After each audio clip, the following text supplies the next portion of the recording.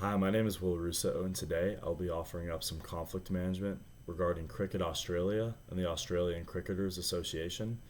I'll be highlighting some similarities, some differences, some mutual interests within these organizations, while also some barriers they would have to overcome and some future communication methods to offer up the betterment of cricket in the future as a whole. And so let's get started. The ACA and the CA operate on different wavelengths, in my opinion. This is an organizational conflict, but also a value conflict. And so, as an organizational conflict, there's competing interests within the parties, but also on the value side, there's competing perspectives. And so, the ACA and the CA both have different interests and incentives within the sport, but they also have different perspectives. And so, in my eyes, Cricket Australia, the CA, is more concerned with the betterment of the entire sport, the entire league as a whole. Their job is to set a precedent. If a violation occurs, they're going to be harsh on a player to the betterment of the future of the sport. They're more focused on the ethics, the reputation of the public interest in the sport. If they have to be harsh on a player, like the NFL did a couple years ago when Calvin Ridley got suspended one full season for gambling, that set a future precedent. Now players don't gamble as much. That harshness on one player, like I said, hires that standard for the rest, raises that standard for the rest of the league.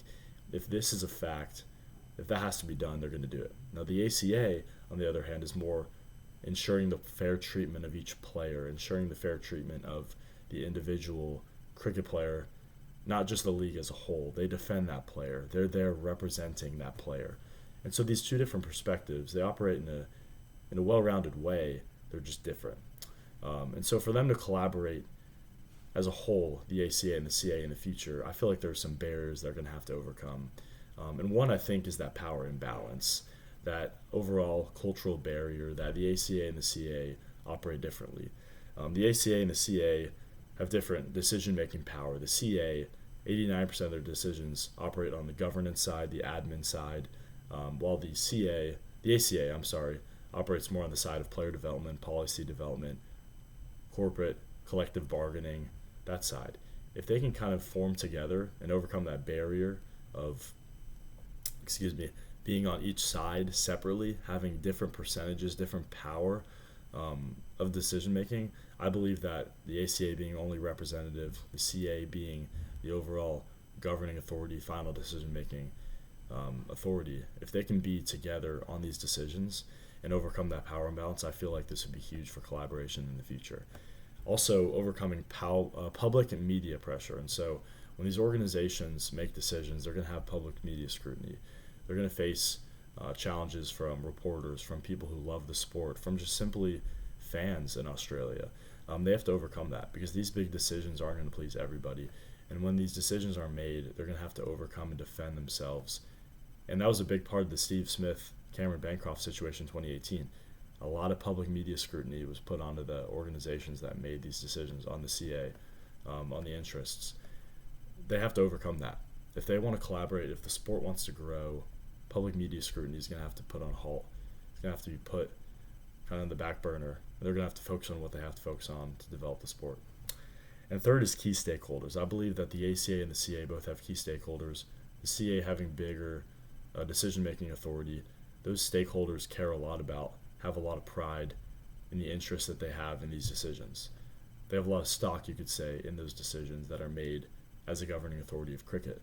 The ACA, if they come with more power, there's going to be some backlash. There's going to be some conflict between the key stakeholders, and that has to be managed to make the sport better in the long run.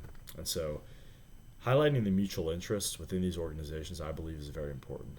Some conflicts, some differences, they're going to always arise, but highlighting the interests, going back to Plan B of what these organizations have together, that's going to be really important. And so regarding integrity and reputation, I believe that both the ACA and the CA care a lot about this.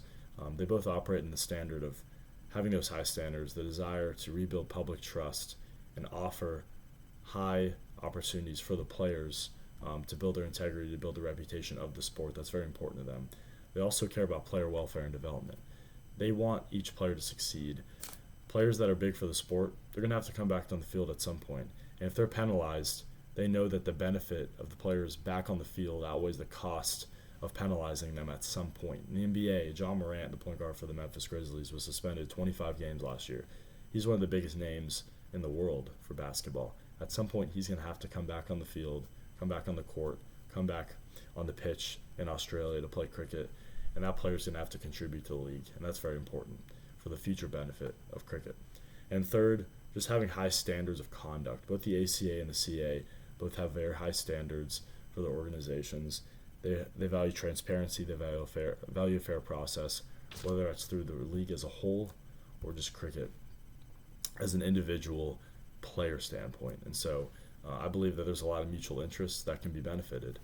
And going in the future, talking about some future communication techniques, some future opportunities to increase transparency within these organizations, I put together 3 opportunities to succeed within techniques that could help them.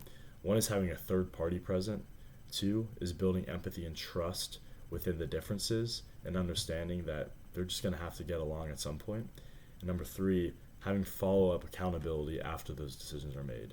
Building up a third party, having somebody there facilitate decisions before they're made, before they're offered up to the public, before a decision is made that impacts a player like Steve Smith, like Paul Bancroft. Having somebody there to mediate the decisions before they're made is huge.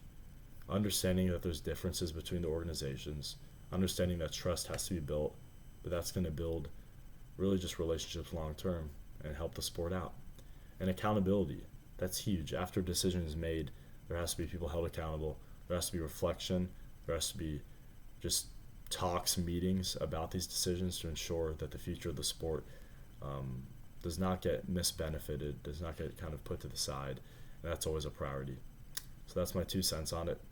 Thank you so much.